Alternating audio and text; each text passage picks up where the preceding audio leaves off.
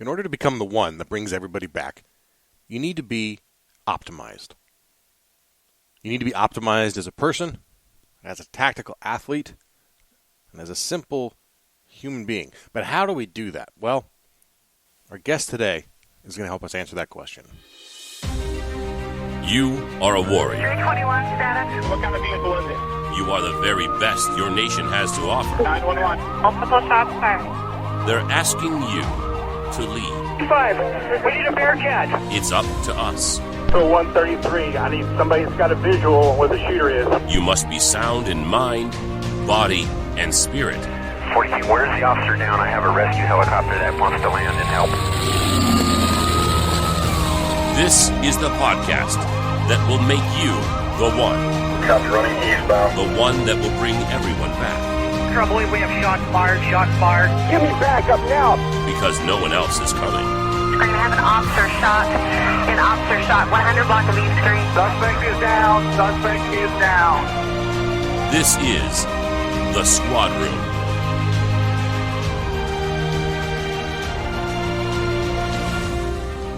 Hello, my partners. Welcome to the Squad Room. I'm your host, Garrett Slaw. I had to pause there for a second because that intro still gives me goosebumps. Hope you enjoy it. Hope that gets you motivated. Today is a great episode. It is one of the top, I don't want to say top 10 guests because I don't want to minimize any other guests we've had, but I say this about my guests often, but when I created the show 82 episodes ago, before that I sat down and wrote out a list of people I'd love to have on the show, and I was finally able to lock this one down. If you're in the CrossFit world, you're going to love this one. If you are interested in the physiology of the body and how your body works, and you don't give a rat's butt about CrossFit, you're still going to get something from this episode. My guest today, Kelly Starrett, founder of MobilityWOD. Now, there's a lot behind Kelly's background, and I'll get through a little of it here so that we can jump right in with him. So I didn't want to waste time with Kelly having him tell you all of his accolades and his background and all the stuff that his voir dire, if you will, why he is who he is and why you should listen to who he is. So I'll tell you. Well, Kelly Starrett is a coach. He's a physical therapist. He's a New York Times bestselling author 3 times. His blog, MobilityWOD, was voted number 4 in Outside Magazine's top 10 fitness blogs in 2011. He has he's been featured in Tim Ferriss's 4-Hour Body. He's in Competitive Magazine, Inside Triathlon, Outside Magazine, Details, Power, the CrossFit Journal, and he teaches the CrossFit Movement and Mobility Trainer course. He is also one of the first, I think, top 10, he says top 30, but I think it was top 10 CrossFit affiliates in the world. He holds his doctorate in physical therapy. He's got clients that include Tier 1 military guys, special ops, Olympic gold medalists, Tour de France cyclists, and players in every one of the major sports, and NBA, NHL, NFL, all of them. He has a really interesting history. He's incredibly engaging, incredibly dynamic. When I hurt my back in 2011, and I was kind of struggling to figure out how to rehab it, a partner turned me on to his blog, MobilityWOD. And what the project was, for those of you that don't know, is he decided as a physical therapist he was going to put out one video a day on how to improve our mobility.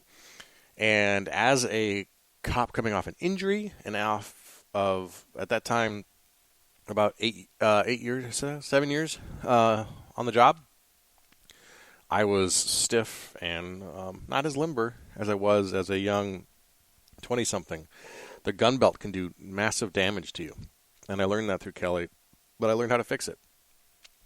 His tools, his book, Becoming a Supple Leopard, was the reason why I was able to, I think, rehab not only that injury, but some wrist surgeries, numerous sprains and back spasms and everything else. I use his techniques still today, 7 years later, and I couldn't be more thankful for the work he does. He's a big proponent of law enforcement. He understands our mission, and he couldn't be a nicer guy to talk to.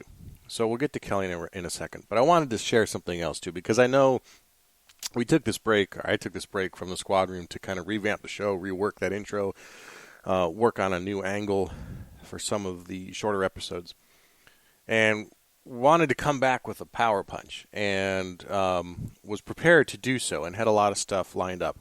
And then I think I mentioned in a previous episode, we had, of course, in my area, had the largest wildfire in California history. We lost a lot of homes. We lost a firefighter in that fight, firefighter Corey Iverson from San Diego. And that certainly caused some stumbling in this approach back, but was motivated nonetheless. And it was around this time that I had this conversation with Kelly, and then looked forward to a lot of new productive work. And then, of course, we had the most massive and I think deadliest mudslide in the state's history as well in my area. And partners of mine spent days digging people out of the mud. I was there for the aftermath of it. I wasn't there the night it happened or the morning it happened, and I certainly can't lay claim to some of the heroics that they did. But here's the point of me bringing this up. And I do this occasionally, but it's easy to get down on our job. It's easy to get down on our departments. It's easy to see the negative, but trust me, the grass isn't always greener. But in those moments, think about the people you work with. And sometimes it's even a mental exercise to just go around the room and think about the massive amount of heroics that are sitting in that room with you. Some of them big, some of them small, but you even take 5 officers with a decent amount of time on, and you're probably looking at 50 years of experience there, sometimes more. And what have they accomplished and what have they done on behalf of strangers? And that is usually a humbling experiment for me to go through, to think about someone in the room who was in a shooting that was terrifying and then is still sitting there years later, came back to work and is healthy. Or someone who has saved someone's life through CPR, sometimes numerous times. Or someone who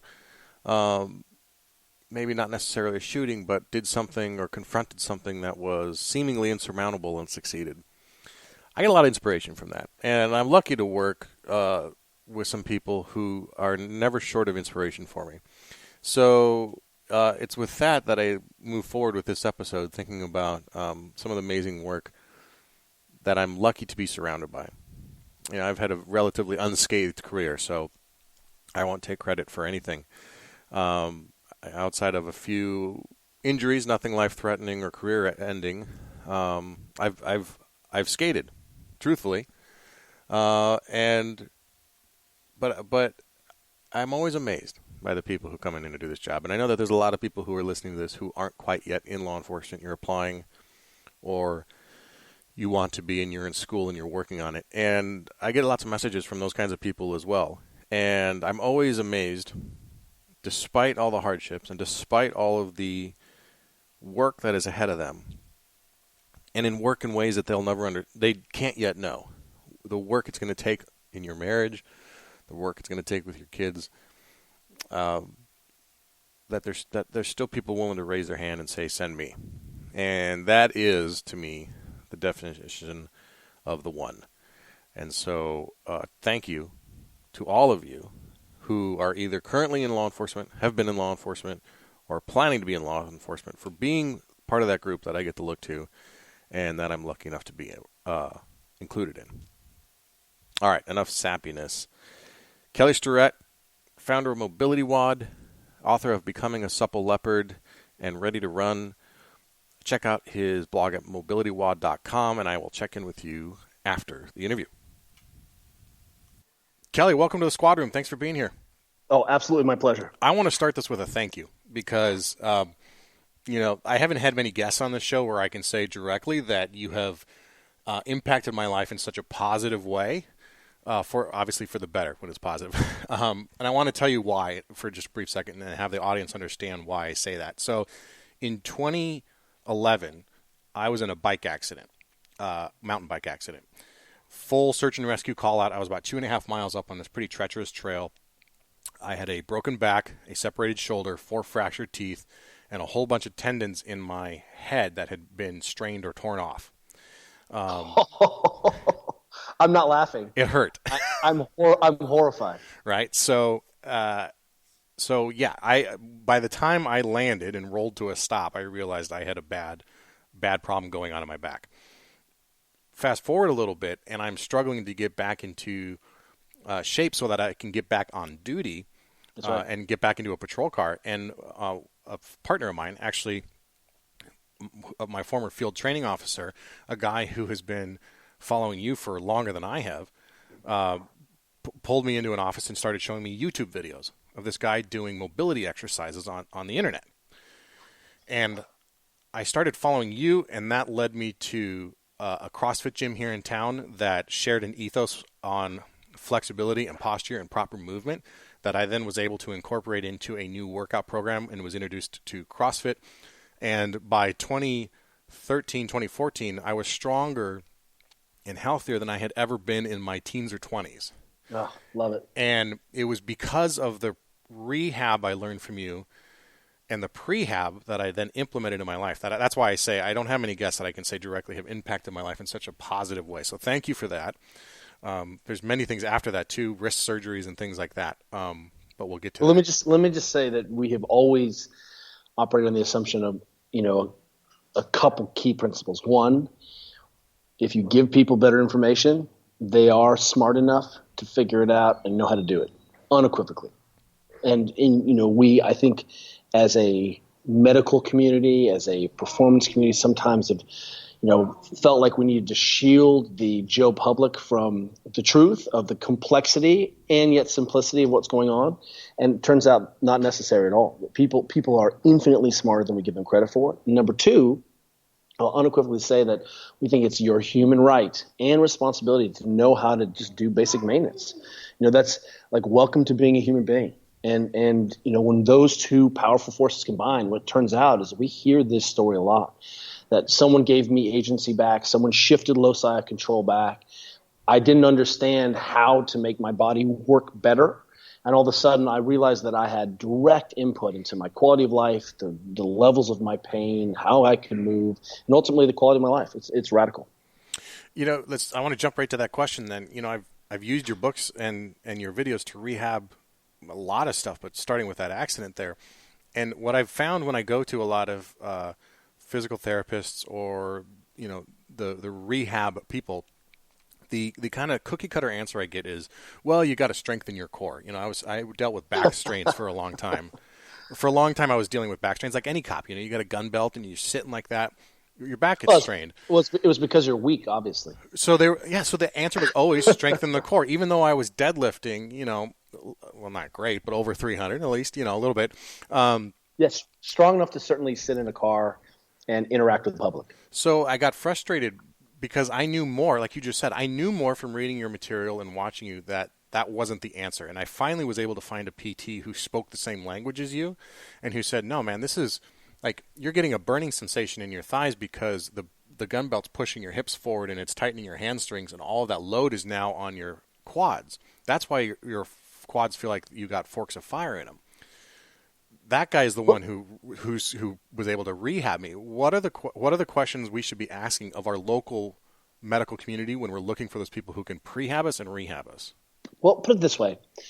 When you went through the academy, when people go through the training, do you feel like you are prepared to walk into a room and have a complex interaction and de-escalate family drama? And no way. Right. We at some point have to say, okay, you're spun up enough. You have the basics, right?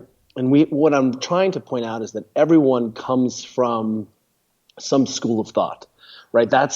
So we're trained. And so when you hear therapists or physicians talking to you about your function, you have to understand that they're experts in rehabbing injury and pathology.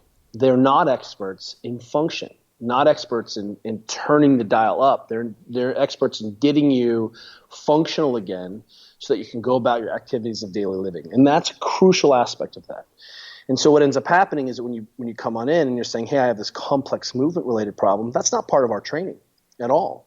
But it is part of your experience as a human being. And so, what we want to do, and one of the things that we're really proud of is that we've seen a community of people begin to understand the impact between the biopsychosocial aspects of themselves. Hey, stress matters, sleep matters, nutrition matters, lifestyle matters. Can I turn off at night? Am I stuck in some alcohol depressant cycling? Right? That there are all of those complicated pieces that we don't have time to address in our common medical system. We don't, we give it kind of lip service, like sleep more, but that doesn't really help, right? I am a stress case. How am I going to turn off without having to drink 2 bottles of wine? And or 6 beers, and we regularly see this. So suddenly, in this world of performance, we have context to be able to have those conversations. So suddenly, we have people who are beginning to understand that, hey, I can start to turn up and down these stressors or tonics on my lifestyle, and then subsequently, we also have people who begin to have movement practices and can start to correlate the relationship between mechanics, right, and movement. And the problem is, it's really difficult for us to say, this causes this problem, right? Like right now, if you asked any physical therapist of note, and I'm talking about the sort of the big heavies in the physio world, the rock stars, the other physios, they will say things like, posture is bogus. Like, posture doesn't cause pain. And I'm like, well, okay, maybe there's not research to correlate that because it's such a complex model. But what I can tell you is that the first time you put on the duty belt, the first time you put on body armor, the first time you sat in the car, you didn't have a problem. Nothing hurt. You were young and vital. So what happened? And what we're seeing is when we shine the spotlight on function, we shine the spotlight on improving outputs. It turns out posture does matter, and nutrition does matter, and hydration matters. And we can move away from sort of the margins of, well, hey, you're functional, right? You can go up and down the stairs, right? You're like, yeah, but I can't run or do jujitsu or come out of the squad car or off duty and feel like a normal human being and go wrestle with my kids. And what we want to do is increase those margins. The problem is that human beings are so tolerant and so functional, and that we confuse function with purpose. And the way that your body works around breathing, the way that your nervous system works, these are really complex integrated systems. And the problem is that we can use them very, very poorly for a long time. You know what I'm talking about. You cannot drink water all day. You can only drink coffee. You can be a stress case and get by on little chocolate donuts and then go binge on Netflix and show up the next day and do the same thing. And you can do that for a long time before it becomes a problem, because we've seen people do that for a long time. Mm-hmm. And some of those people were genetically gifted and never had problems, as soon as we expose them to the rigors of training. And that's what's starting to happen in all of our warfighters and all of our tactical athletes. We're beginning to see that the training has become more sophisticated. The demands of the officer or the demands of the sheriff become more sophisticated, right? We're asking them to be a lot more physical. And all of a sudden, we're realizing that those margins that we never addressed, that we could get away with, poor sleep, poor hydration, poor movement, poor tissue quality, they suddenly do matter. And it matters because, you basically are living a lie. Step down off a curb, tweak your back, get in a bike accident, and the house of cards comes tumbling down. So I thought a good way to approach this conversation right on that point was kind of going through a day. Like if I were to go through a shift day, a day at work, because there's so much of what you do is not just about the mobility and stretching. You just touched on a lot of the activating the parasympathetic system and down-regulating that sort of stuff. So if you don't mind, I thought the game would be, we start with a shift. And so I work a 12-hour shift, 4:30 a.m. wake up. But what are those things I should be doing to maintain and then obviously maintain and improve myself before I start putting on all that restrictive gear? Is there a warm-up I should be doing pre-shift? Is there a routine you recommend in the mornings right out of bed? What is that? Yeah, so here's how we conceptualize this, right? Because what we want people to understand is that once you get in the car and start going to work, we basically say to people, your day is no longer your own. You don't have any control. You don't have any agency. And you just don't know what your demands are going to be. 6 hours I haven't been able to go to the bathroom, right? It gets hairy sometimes, right? You just can't control. So the first thing in the morning is where we see you can begin before you leave the door. You have control over your life. And I understand 4:30 is an ugly wake-up time, but what we're talking about is you can integrate better practices into to prep you for the day, knowing that I'm going to be compromised. Let me give you an example. The worst case scenario of going to work that I know in law enforcement, LEO kind of tactical is the Navy SEALs who get into the mini subs. They'll often be in the mini sub for 6 to 8 hours, and they're stuck in one position, and they wear diapers, and they're just cold. And the real question is, boy, I can't control any of the things that are going on when I'm stuck in the mini sub. So what do? It means I really have to front load some practice. So what we always are trying to do is set the organism up to make fewer decisions. So that's one of the underlying principles. So if I wake up first thing in the morning and there's a glass of water sitting by the bed with some lemon in it, the first thing I want you to do in the morning is chug some water, because I actually can't guarantee that you're going to be able to drink for the rest of the shift. But I know, probably are, but what I know is that first thing in the morning, I can get 16 ounces of water in you. I can break your fast. I can start to rehydrate your tissues, right? I put a little pinch of sea salt in there, boom. We say breakfast isn't the most important meal of the day. We say it's the meal of the day where I can control actually eating micronutrients. So, there's a lot of interesting ways to do some intermittent fasting, time-restricted eating, carbohydrate restriction. There's a lot of ways that we can play with what's going on in your mouth. But one of the things that we feel like is in the morning, before I leave the house, that's the time where I can make sure that I have eaten a vegetable, drank some water, had a little protein, so that if it all went to crap for the rest of the 12 hours, I guarantee you in that first morning before I left the house, I've controlled a little bit there. Now, one of the things that we feel like is that sometimes, again, once you hit the door, you don't know what your day is going to prepare for you. And so if I have the choice, one of the things I'm going to do first thing in the morning is I get cold. This is where I take the cold shower. This is where I jump in the ice cold pool. This is where I get into my ice tub, is because it takes 3 minutes, exposure of getting cold for a big nervous system reset. So that might just be, hey, take your hot shower. Then I want you to stand in the coldest shower you can take for 3 minutes and work on your breathing, right? Very simple. We know that this cold water immersion is a great way of resetting central nervous system readiness.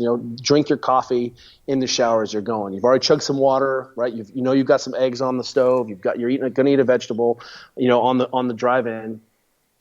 And now all of a sudden I'm thinking, hey, what else could I do here? Well, even working on opening up your hips, a little bit of ground movement, everyone who's ever gone through any academy knows what a little lower extremity pregame routine looks like. Most of the officers I work with engage in some kind of jiu-jitsu, martial arts, right? Any ground flow. We have a ton of examples on the MobilityWOD of just hip prep. Because the idea is, where am I going to be most compromised during the day? Probably with the body armor and the utility belt and sitting in the car or sitting at the desk.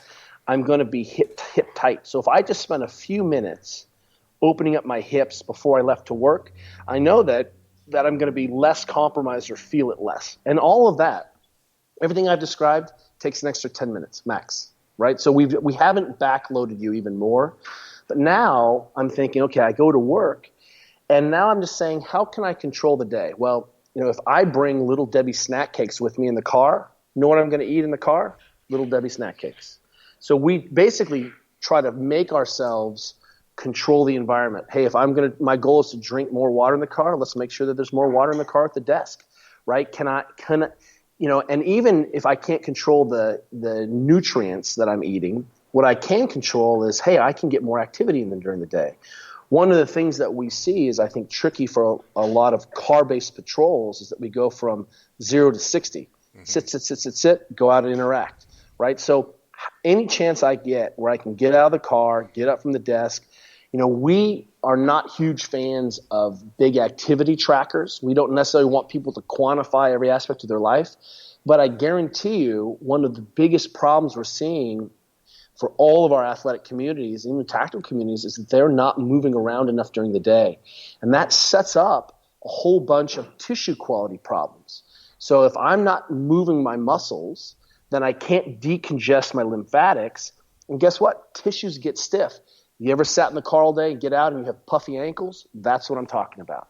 So any chance I get where I can move around, take a call, get out, stretch, go walk and talk to someone, I'm going to do that. Even if that means just walking around, during my lunch break and trying to be more active. And if you don't believe me, go get some crappy Fitbit, strap it onto your wrist, and have a shock at how little you're moving. We're trying to get people to move 12 to 14,000 steps a day. I bet the average adult is somewhere getting between 4,000 and 6,000 steps a day. And in our Tier 1 military groups, we actually track that. We use something called the Ready Band by Fatigue Science that looks at two things. One is sleep quality. Two is sleep density, sleep duration. And two is activity, because it finds out if I haven't accrued enough non-exercise activity during the day, it's going to make it more difficult for me to turn off and go to sleep at night. Right? So now I'm just saying, hey, I don't know what the day is going to contend, but you are strong enough to go 12 hours without drinking. You don't need to eat in 12 hours, But then the second I'm off, I've turned in the car, I've turned in my, locked up my weapon when I got home. All of a sudden now I'm like, hey, I'm going to have to do some maintenance, the same maintenance I would do on an aircraft or any other, other duty item. And that might just be I have to get on the ground and roll around for 10 minutes, right? And on the, I might have to do a little bit of mobility work. What's stiff?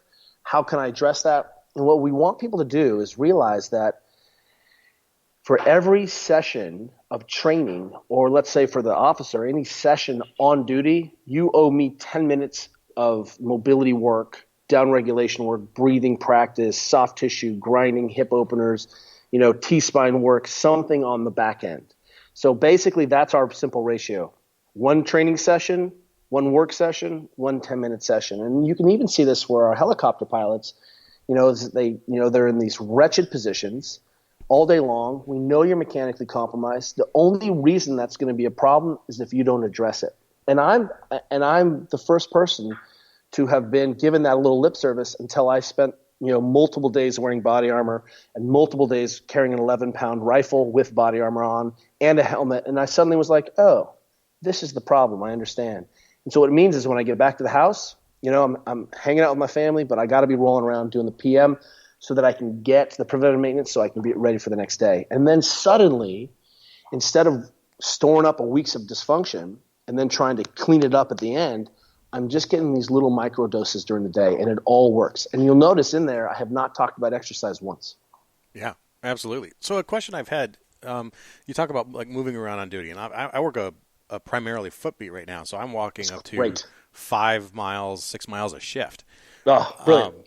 But I wonder sometimes, and there's two questions in this, I guess, but I wonder sometimes, like, is that still good? Meaning in the sense of, I got this gun belts cinched down around me. I've got these 8-inch boots strapped around my ankles. Am I exacerbating a situation by pressing down on that tissue and moving it with that, or is it still beneficial? No, it's still beneficial. And look, it's the duty. So, are you gonna go out there and be able to walk without that stuff? Probably not. So right. Let's accept the compromise and say that, hey, maybe wearing an exoskeleton isn't the greatest thing for your ability to be able to take a full breath or your shoulders, right? You just do me a favor, and the next time you're hanging out with some officers, go ahead and just watch all of the postures they adopt to try to survive that belt. They grab the straps of the body armor. Their hands are on the classic gi on the belt. They're like putting one leg out to the side. They're standing super wide, locking off, and you'll see that you're basically seeing a bunch of postures where people are trying to survive the body armor that they're wearing. Yeah. But totally. Notice that, your kit, what's your rig weight? 23 pounds, 22 pounds? What do you think you're all in? All in, I'm at about 27 pounds. 27 pounds. So the lightest military rig I know about is 45 pounds. So here's the deal. You're only half that. Mm-hmm. And if I handed someone a 25-pound baby and I was like, hey, I want you to carry this around all day, you'd be like, no way. I'm going to be trashed. But we don't think of it that way. The first time you put it on, it wasn't a problem. It only became a problem on the 300,000th day, right? So the idea here is if you can be moving around that's really the goal. You may need to take a break, do a little squat, open up your hips, throw your foot up on a bench whenever you can, right? And I think that there'll be moments in there where you can still be respectable. You don't have to, throw your dignity out in the window doing the splits. But the idea is, hey, the more movement variation and variety we can get, the better off we can. So, if every hour you sat down like you're taking a squat, right, and just closed your ankles down, took your hips to a full range of motion, I think you would do a lot better. Right. If and if you're on your feet all day long, there are plenty of times where you get to take a break and sit down, cross your leg, try to open up your hips. But that foot beat is the thing every officer should be fighting for, because that's actually the gateway to unbelievable health, to be able to move around that much. When you get home, because you've had to wear those boots and that body armor, you better have a plan to address that. And it doesn't mean you have to fix the entire system in one swoosh. Mm-hmm. But, on Mondays, you're going to address your feet. On Tuesdays, it's your quads. On Wednesdays, it's your low back. Thursdays, it's your T-spine. Keep working your way through. Simple. So we recently went to load-bearing vests as an option. And so some of us have gone to it. I was the first one to buy one because and so I immediately noticed, even in this foot beat, no knee pain, no ankle pain, no hip pain. Yeah. No tightness there. But what are the things, and load-bearing vests are becoming more and more popular, lots of guys wearing them. What are the things that we now need to anticipate with the load-bearing vest that we maybe weren't thinking about when we just had it all on a belt? Well, I think first and foremost, the vest is the way to go. If you can do it, I just think it's biomechanically more efficient to hold that thing up top. And pointing out that all the fast kids – all these tier 1 military assets do not strap a whole bunch of weird crap to their belts, right? Mm-hmm. If you need to run and move, it's all about up top.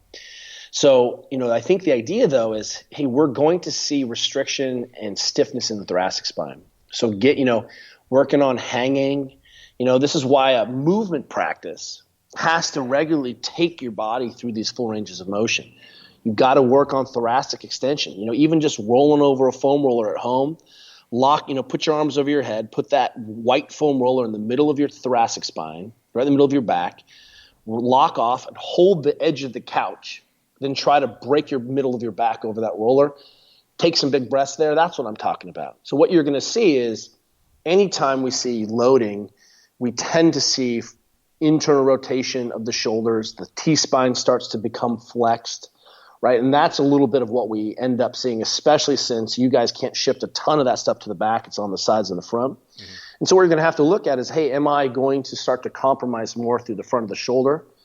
And that's something you're going to have to look at. So, again, it's completely normal to see at the end of the shift changes in fatigue and body posture around wearing that kit. And what I would say is, let's keep an eye on that compromise. And if you're in a movement practice where you're keep taking an eye on your shoulders, you're looking at your T-spine, it's not going to be a problem because you can get ahead of it every single day. I'd like to touch too on down regulating or kicking off that parasympathetic system like you talked about. We have acute stressors on our shift, pursuits, use of force, a fight, even a death notification, those kinds of things where we tighten up and our adrenaline dumps. We have those, but then we have just the general getting home from a shift and whatever that may bring. What are the ways we can do either on duty or off duty to, I use the term down regulate, and I guess I should let you define that as well so people understand that. But what are those things that we can do? Well, let's look at, let's use this in the frame of performance. What we see is that in order for peak performance, I'm going to need peak arousal. So I'm going to have to be, a little bit stressed. I need all of those stress hormones up. I need to be sweaty. I need to be engaged. That's how I'm going to get the best function out of my brain. But conversely, I need to have a model for being able to turn those dials down. Everything that we see, drinking Monster energy drinks, 5-hour energy. I don't know how much coffee you drink, but I love coffee. Right? And we have all of these things putting in sort of net positive arousal stress, like sympathetic fight or flight.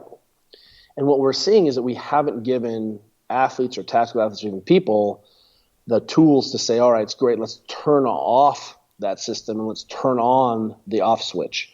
How do we downregulate? How do we turn down? How do we come down? And we regularly talk to athletes who, play a big game late at night, and they're up till 3 or 4 in the morning, wired, because, they literally can't sleep. Even the moms and dads that we work with, here in California, sometimes we have conversations and we're seeing that, moms are drinking 2 bottles of wine because they're the vice president of a big firm, and this is how they're taking the edge off. And what we need to be doing is giving people other strategies to sort of, come down and transition back to being a normal human. It's very unnatural to basically be in a fight or flight response and then come back and just be a civilian. That's difficult. And it's not an accident that we see high rates of alcoholism in a lot of our, tactical communities. And that's a function of people trying to medicate medicate themselves, self-medicate, so they can turn off and actually go to sleep. But a couple things that make a difference. One is that we say, hey, look, if you're planning on going to sleep tonight, don't have any caffeine after 4 o'clock. If you're going to be up till midnight, you can probably press that to 6 o'clock. But, 4 o'clock, try to give yourself a 6-hour run-out window where you can get that caffeine out of your system. Mm-hmm. That's a big deal. And, that means, you may need to shift to some other hot beverage. Decaf herbal soy chai latte could be your jam. But I hope not. But the idea here is we're seeing that the problem with using alcohol to come down is that I've got a lot of caffeine in my system. I've got a lot of alcohol on board trying to downregulate, and I've just wrecked the quality of my sleep. So now I've solved one problem and created a couple more. In our tactical communities, believe it or not, we see a lot of coffee and then a lot of Ambien. Mm-hmm. In our professional sports communities, we see a lot of things like Adderall and Ambien, Adderall and THC. And what we're seeing is that globally there's a pattern of people working really hard to get up and then working really hard to get down. And one of the ways that we can say is that, hey, if you accumulate more exercise in the day, you should be exhausted. But also there's some things that you can do around your home. One is you got to get the laptop and the phone and the TV out of your bedroom. Like, I cannot stress this enough. And I know people I like to watch TV and chill. Great, that's in the living room. But those things do not belong in your sleeping chamber. So what we'll focus on is, hey, how can we clean up, sleep hygiene, and how do we begin to, in fighting, we hear a lot of, or interactions with people, these sort of pre-context cues, right? Because you're good at pattern recognition, when someone's acting sketchy, what they do before there's an interaction. You begin to read the environment, right? Mm-hmm. Your brain starts to pick up all these pre-contact cues as a language that people use. And we want you to use the same style of recognition for going to bed, which means turn off some lights in your house, make it a little bit dimmer. Give yourself, can you get hot before you go to bed if it's cold? So things like hot tub makes a big difference in relaxation. For a lot of our war fighters, we get them in a sauna for a long time and we just melt them out, and, can we make the room pitch black? Can we get you some earplugs and eye masks? Can we make the room cold? Can we get all the technology out of the room? There are supplements like ZMA, zinc and magnesium, mm-hmm. tart cherry juice. You can buy these things over the counter that are non-addictive, habit-forming sleep aids that just help you to go to sleep and stay asleep, right? And what you start to see is you can begin to control this so that your brain says, oh, I know what this is. Remember I said I really like the soft tissue work done before I go to bed? Well, the reason we try to do our soft tissue smashing in the last 10 minutes before you go to the bedroom is that if you've ever had a massage, the last thing you did after a massage was get up and want to fight someone, right? That's not what you do. You don't see fighters rolling on foam rollers before they go fight in the ring. Mm-hmm. But what we do see is if I do a little bit of rolling while I'm in front of the TV with my wife or chilling out or watching, on the Facebook, that's a great way of putting in more input that's parasympathetic, down-regulatory. So I can do some rolling. I've got this little cup of tea. It's kind of dark in my house. Maybe I took a hot shower, tried to relax, and then all of a sudden I go to my bedroom and there's nothing in that bedroom that says wake up. There's no, serotonin booster from my texting. I'm not getting the blue light from my laptop. What I'm really doing is I'm saying, hey, this place needs to be dark and cold, and my brain starts to recognize all of that is getting ready for bed. So we try to normalize that. I try to limit caffeine, again, until late in the day, and I look seriously at when I should be drinking alcohol. So if I know, look, I'm not talking about showing up on duty drunk. I'm talking about that alcohol is really cardiac irritating and disrupts your sleep quality. And what we've seen in some of our Olympic athletes is that even one drink can disrupt their cardiac function even 3 or 4 days later.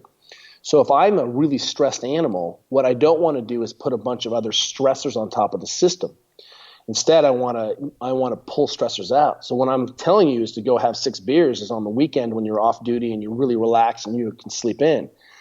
Try not to have the alcohol, the half bottle of wine with your wife when you get home. See if you can substitute that with another behavior. And all of a sudden, what we see is the aggregation of these little behaviors that seem really pinche and inconsequential. They make a big difference. And now we start to improve the ability of our tactical athletes to turn off at night, which is crucial. Interesting stuff. You mentioned zinc and magnesium. I've talked about that before. I have had huge success in helping me stay asleep on that and combining those two. Do you have any other nootropics that you endorse? We talk coffee. I love coffee, and I had a couple meetings yesterday morning, and I realized I was 3 coffee meetings deep, and I was all fired up. Yeah, we titrate up to get the sympathetic sweats. You start sweating, and your armpits are dripping, and you're like, okay, maybe we need to back off. So one thing I've found is L-theanine helps me kind of like take a little bit of literally a chill pill, and it's just a natural supplement. Is there anything out there that you like or that you recommend to people? No, I think all of these things are tools, right? I think if we can get our athletes to develop a little just night routine, then we can say, hey, I'm really stressed, I'm really behind, let me grab for the tool, right? Versus, again, the shot of tart cherry juice, that's miraculous. Getting in, Magna Calm, there are plenty of magnesium-based supplements that can just, help us that as part of a routine. So, I try to, I'm agnostic about the things that work, but I want us to be able to go to sleep and stay asleep better, right? And one of the things that, I think just we get flipped. And, if it was a single 12-hour shift, where you're on all day long, into the evening, it doesn't matter what you do. Like, you can handle that, right? That's just like thinking of an event. But consistently being on for that long, I just need to make sure that I am conscious of my evening patterns. So one of the things that we can say is, sometimes we see that people are toying with carbohydrate restriction as they become a little more sophisticated. And sometimes eating a little more carbohydrate at night can help you to go to sleep, because you get a little serotonin boost from that carbohydrate. So if you're not having a lot of carbs during the day, trying to limit because your activity is limited, right? You're just eating a little bit lower carb, maybe split some of your carbohydrate at night. That might be a useful strategy. But I think the main thing is that we're seeing regularly that our populations are using the go juices during the day and then don't know when to stop. And so they can actually drift off to sleep, and then we're having to put more things in. So if we can develop routine and be conscious of what's happening during the day, what you'll find is it's not such a big deal to turn off at night. Use them as tools, not crutches. Right? Yeah, and I will say there is an application that I'm a huge fan of. It's called brain.fm. And if you remember this kind of a concept called binaural beats, and it was from like the 80s, and they basically listened to music with different frequencies, and you could affect brain state. Well, it turns out that's like a 1980s cassette tape compared to where we are now. But this brain.fm is a really powerful app, and they have some, you throw on the quick relax, you throw on the sleep, and it can really help you quickly change your brain state through music. So, that would be definitely something that I would take a serious look at. I'll check that out. So, you mentioned sleep, and that's obviously important. We've had whole episodes just on that alone, too. But you look at things so holistically. I want to get this from you. There's like 4 common challenges, I would say, for cops. And I want you to rank them in the importance they are to you, meaning like if given limited resources, what we should start with number one first, get that dialed in and work our way down the list. And that list is sleep, diet, physical training, and mindfulness. Is there a ranking there? Yeah, I would say honestly, mindfulness first. And the reason I'm saying that is I'm going to put that with, tell me what your support systems look like. Do you have friends? How are you taking care of your spouse? Are you able to come home to a safe environment? Right. That is crucial to being able to go hot and then come in and and downregulate. And one of the things that my wife she's in the room here, is going to laugh about. But we work together and work at sort of frenetic pace. And something we have every Wednesday is something we call the feelings meeting, where we go out on a date and we talk about our feelings. And the reason that's important is obviously, for me, is, my wife is the center of the world in terms of making my life possible, like the most important person in terms of me being grounded and being nurtured and taken care of. And when more I put into that relationship sometimes, or the action there, that I feel like I actually am better supported and more stable. So I'm going to put that mindfulness piece around saying that in our happiness life, developing these nurturing, close relationships is crucial. Not to maybe going to hang out with buddies or not being isolated until the weekend. So I'm just going to throw that out there because I feel like that's a soft piece that we don't talk about much, but crucial piece. And then honestly, the next big thing on that is going to be sleep. Then I'm going to put nutrition, and then I'm going to put physical training.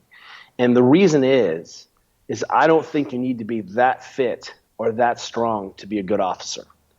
I think being really fit and really strong helps everything in your life.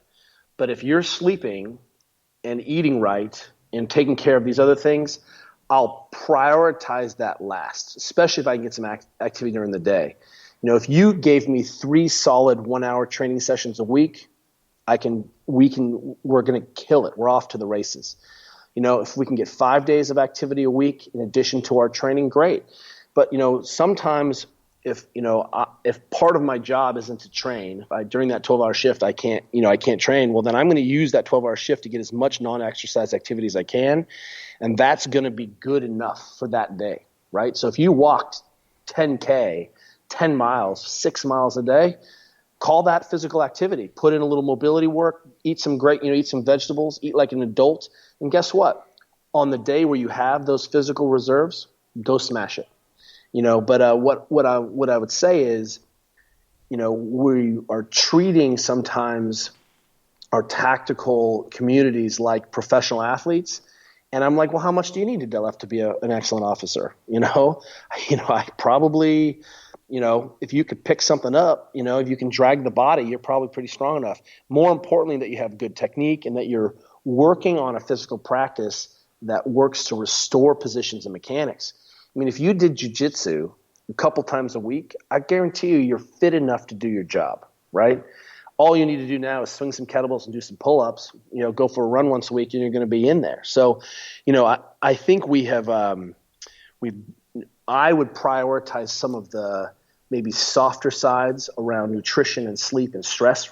And what I'll see is I'll have a ready state where I actually can train more. But what we view sometimes in our very stressed populations is that physical training becomes another stressor that my body can't handle because I haven't done the work on the front end. I love that answer for 2 reasons. One is for a guy who owns one of the first CrossFit affiliates in the world, right, and has been there in CrossFit San Francisco for how long now? 13 years. 13 years. And to be in the physical movement space, that your first answers are mindfulness, sleep, and nutrition. It's so counterintuitive, but the way you explain it makes perfect sense. And then you just touched on something that it never occurred to me. Tactical athlete's a phrase we use often on this show and in our conversations with each other. And there's pressure that we put on ourselves to feel like a professional athlete, kind of that paradigm. But at the same time, we might be doing ourselves a disservice there by putting so much emphasis on the athlete part of that. Well, here's the deal. When you go to the gym, it's a diagnostic check. You're basically running through the systems. what's my strength system? How are my ankles working? How, I'm using that. I'm not just getting stronger infinitely and trying to be fitter.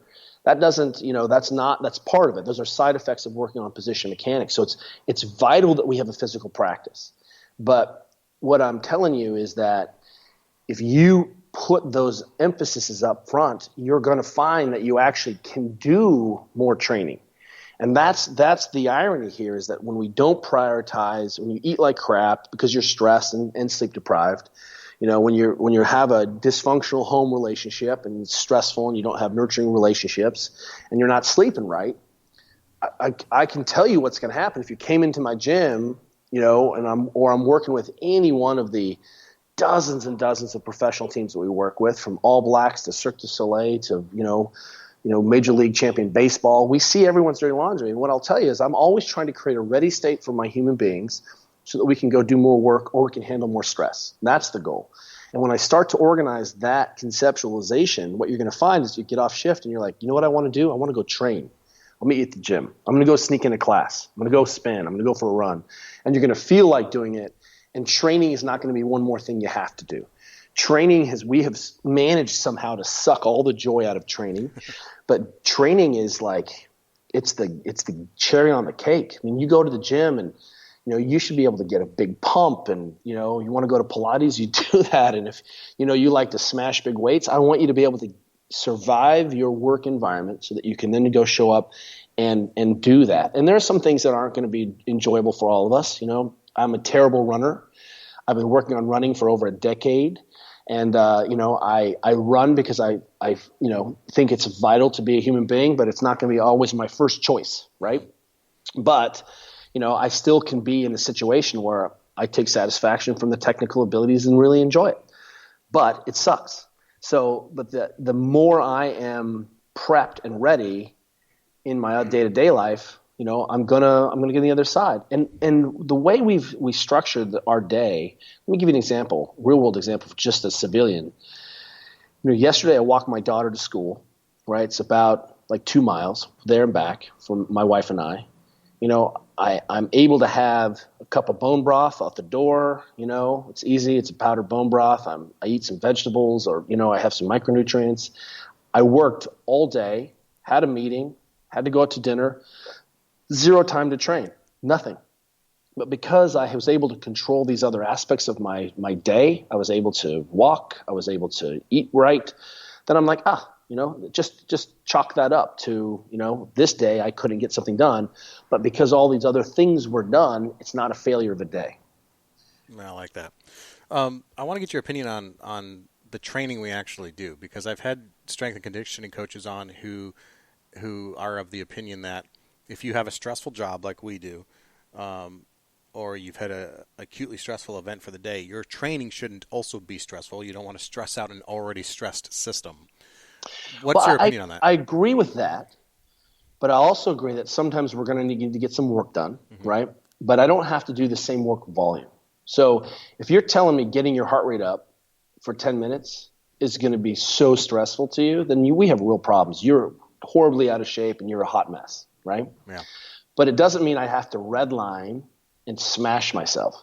So what I want you to think of is, do I leave the gym feeling better? And here's a good example. On days where I'm, trashed, man, if I went and pulled some triples, did a few 5 sets of 3 sets of 5, I guarantee you of any exercise, I'm going to leave there feeling better. That putting a little dose into the system, maintaining, going and moving, you're going to feel better. And so some of it, we always say, hey, look, this is from one of my senseis. He says, look, when the frying pan is hot, let's cook. And that means on the days when you're feeling good in the gym, let's go. Let's double down. Let's go heavy. On the other days where you're just, I feel like I want to be in the gym, I have high desire to train, let's go ahead and just do some movements. Are you telling me that bicep curls are going to be too taxing for you today? No way. Do something that makes you feel good. Get on the spin bike, breathe a little bit, listen to a book on tape, do some calisthenics, work on your chin-ups, do some push-ups, get out of there. We used to say a lot that, your testosterone and all the kind of androgens peaked in like 55 minutes. Remember that old thing? Get in and out of the gym, Even Greg Glassman was like, man, we saw that when people were short and sweet, they got out of the gym. Louis Simmons, under 50 minutes. Now these gym sessions, we fetishize the gym, and there are people out there, it takes 2 hours to do their program. It's just like, that's all the thing you got. The point of the gym was to do some training so that we could feel better for the rest of our lives, not, win at the gym. So get in there, get some movement, go home. And when you feel like cooking, cook. I like that. It's a great analogy. So in that, as we cook, we get older.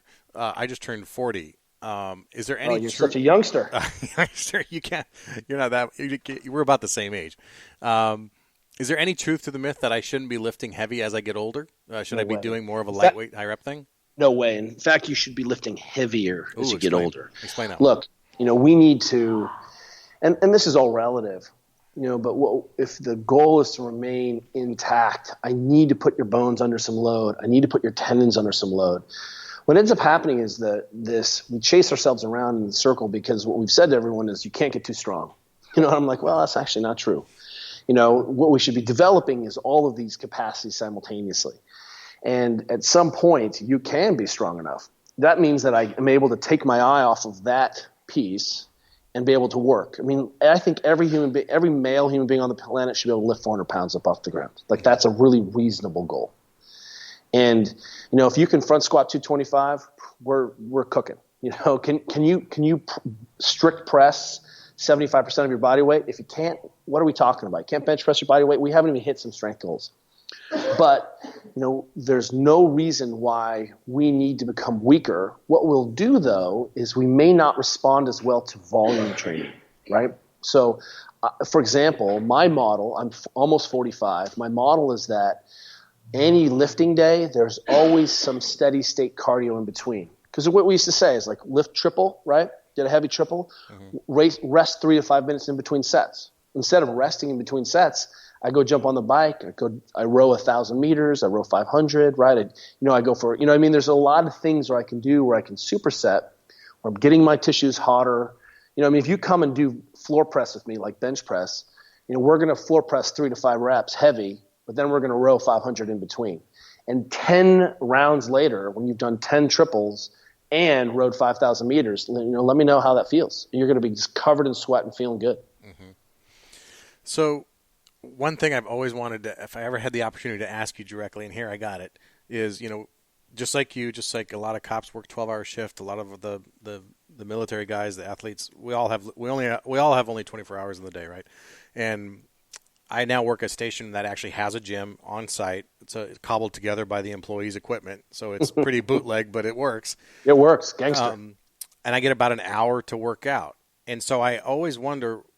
My warm up always varies, and I'm trying to find a consistent warm up that'll cover pretty much anything I do, and I do basically CrossFit or weightlifting type stuff. What should a warm up include? Just to kind of a general, you should be good to go with anything at that point. Well, here's the deal: is that depending on what I'm going to do, my emphasis is going to be, towards the thing I'm doing. And if it's a heavy arm, shoulder function, you're going to see me spend a lot more time getting my upper body prepped. If we're front squatting and deadlifting, I'm spending a lot more time getting my lower body prepped. The real idea here is that, I need you hot and sweaty before we begin. So, whatever that looks like to you, moving on the ground, filling your legs full of blood on the bike, riding some hard intervals. I just need you prepped. And what we do see is one of the biggest mistakes is that people aren't doing sufficient warm-ups. So if you feeling good and you're going to go smash yourself with a tight couplet or triplet or go for a big lift, spend a lot of time getting warmed up that day. If you're doing some kind of body weight circuit kind of control stuff, do a few more warm-up sets, jump on the bike a little bit, do some arm swings, keep it simple. But remember, the gym isn't just the place to lift heavy weights and do some conditioning. It's also the place to make sure that you're keeping an eye on the ranges of motion and positions. So in our language, for example, we look at the shoulder, and basically the shoulder has 4 root shapes. And those root shapes we call archetypes. And they really make up the start position and finish position for every movement you're ever going to see in the gym. And so, for example, if I'm doing pull-ups, as part of my work. Like I've done 5 sets of 5 weighted pull-ups. That's one of my main pulls today. My accessory work for the day is going to rhyme with something that looks like, let's use the shoulders in the other shape. So if I've done kettlebell snatches and I've gone from a hang shape to overhead, well, there's going to be something that looks like push-ups or dips in there to make sure that I've touched some of these other shapes and positions. And so what I'm trying to do with my movement practice is actually develop a complete movement practice, right? So if I've done a bunch of bench, for my finisher, I'm going to, do some sprints on the bike and then press some dumbbells over my head. Does that make sense? And so what ends up happening is, if I've done some squatting, because we believe in squatting, then maybe a finisher or some accessory work is going to be some lunges, or I'm going to put some lunges in and some conditioning work. Be able to take those hip into a extension in a different position. And so what you're seeing is we don't have to fix everything. I'd much rather you go into the gym and have little micro 30-minute sessions more often than big epic sessions. Interesting. Okay. All right, so I have one last question for you, and then I'm going to let you go. Try and be a good steward of your time here. It's a question I try to ask every guest. If you could have one sentence or one phrase painted over the doors of every law enforcement locker room in the country, something every officer would see every day, what would that be? Be consistent before you're heroic. Ooh, good answer. Okay.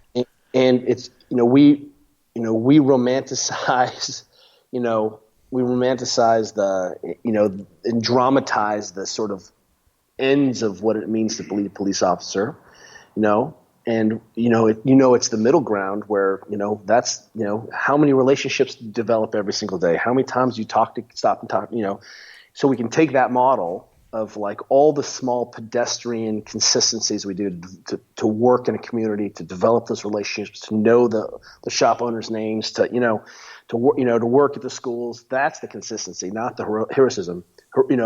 Being heroic, apply that to the rest of your life. And what you're going to see is that not only can you be an officer, but you can come out unharmed, and you can actually go back and you can actually retire one day not on full disability. And that means that I don't wait around till my back is so bad I can't go to work. It's okay to ask for help early. It's okay to jump on this early and even try to take a crack at fixing this early. We regularly see in small departments, and I'll use Berkeley as an example here, one officer, this is a few years ago, went out on disability for a back injury because it happens, right? Mm-hmm. And the whole budget is shot for the entire department. We can't hire another full-time officer. We're having to pay overtime on people, and that's the reality of what we're looking at. So even if it was just about money or just about quality of life, we've got to inoculate ourselves through simple, small daily practices so that it works on a budget, so it works so I can go home and I can be, there's just been too many times where I've seen, too many officers who, were ridden hard and put away wet, like kind of the old cowboy mantra, because they were able to do that. They did that through high school as athletes, they did it through college as athletes, and all of a sudden they're officers. And what they always did was, which didn't matter. It didn't matter what I ate, didn't matter how I slept, didn't matter what I did with my body. It was always there for me. Boom.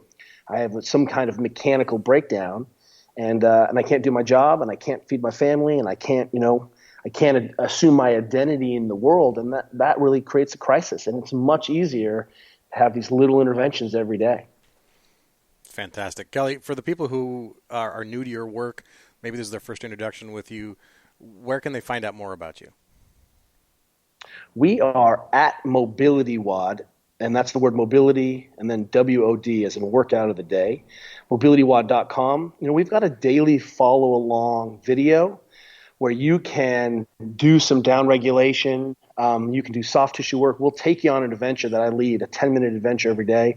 In January 1, we're splitting the daily content into a position of perform, which can be done at the gym, and then a 10-minute down regulation piece to be done at home with a roller and a ball. That's all you need. If you have a foam roller or a ball to roll on, you can play along with this at home. And, we've got books out there, 3,200 videos. The site, it's a quagmire of a jet stream of information going past you. So we always say it doesn't matter where you begin, but you just got to start and get started. It's a fire hose of content. I don't, as a guy who tries to put out a consistent podcast, the amount of videos, the amount of content you put out, the everything is it's just amazing. It's over.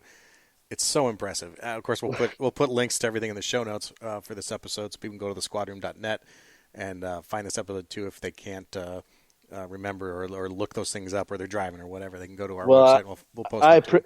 I appreciate that, and and if it's our population of officers and sheriffs listening, and just understand that the goal of this is to have an extraordinary life, and then take off that body armor and play flag football or do whatever you want, and be normal again, and not be crippled by the job. And I think enough bad stuff happens to you guys with fights and tussling.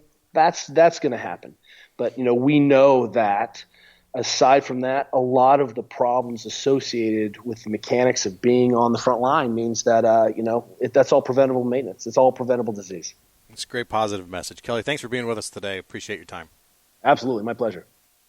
All right, thanks for listening to the episode of The Squad Room. If you like what you heard today, if you got something out of this conversation with Kelly, please consider leaving a review on iTunes, or even better, sharing this episode with a friend. You can send it to them directly from the website, and you can and share it from our Facebook page.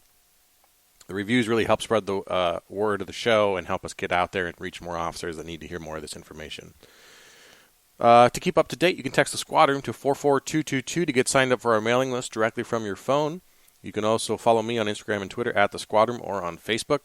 But I really encourage you to get signed up for our mailing list, as things are spinning up over there, and a lot of the content is going to be delivered through our mailing list. So, again, you can text The Squad Room, all one word, to 44222 to get signed up, or you can go to thesquadroom.net and sign up on our homepage there. Also, many of you asked how you can support the show. Well, here it is. If you go to patreon.com/The Squad Room, you can donate. You can make a donation to help us cover some expenses and expand the reach of the show. You select the donation amount and how long you want to contribute. It's that easy. It's patreon.com/The Squad Room. Patreon is PATREON. Special thanks to all the people that have signed up and so kind as to help us support the show. There will be some new stuff coming up, a new T-shirt coming soon, a new hat as well, some clothing. So keep an eye out for that. And as always, if you are into Audible books or you want to try Audible books, you can go to audibletrial.com/The Squad Room, and you get a free 30-day trial, a free audiobook of your choice, and you get hooked up there. Audiobooks are a great way to keep occupied on long drives. I just transferred to a new station. I now all of a sudden have a lengthy commute, and audiobooks are a great way for me to kill the time after I'm sick of listening to my own voice, which is pretty quickly. Email Garrett@thesquadroom.net if you have any questions, you have any concerns, and want to follow up. But join our Facebook group. Go to Facebook and search for the Squad Room podcast. It's a closed group, but you can also reach me over there. Hope everybody is well. Take care of each other and stay safe.